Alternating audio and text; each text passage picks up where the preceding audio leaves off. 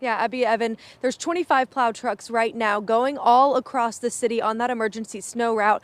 This street behind me here, it's been plowed. It's pretty obvious that that's been plowed, especially in comparison to the street that I'm standing on right now. So these streets, once they have an inch of snow, that's when it has to be plowed before it can be salted. But I want to show you this. This is really what the city is worried about. They say that you can see here, it looks solid. Right now, it's really slush, but by morning, that could be frozen over. They say that that is what they're trying to avoid, that slush that could end up freezing and make the roads really slick. So crews are out across OKC plowing the streets and putting down salt to help keep them from being slippery Friday morning. The city of OKC says they knew this snow was coming. They pre-treated the roads with brine and beet juice. Now that pre-treatment helps keep the slush and snow from sticking to the road.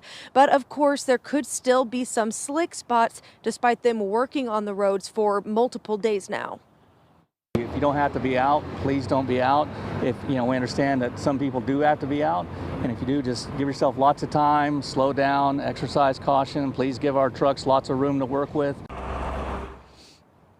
Now, those crews are going to be out all night tonight and into tomorrow working on those emergency snow routes. They recommend that that is the route you drive if you do have to get out. Of course, we have that route listed on KOCO.com. Reporting live in Bricktown, Elise Jones, KOCO 5 News.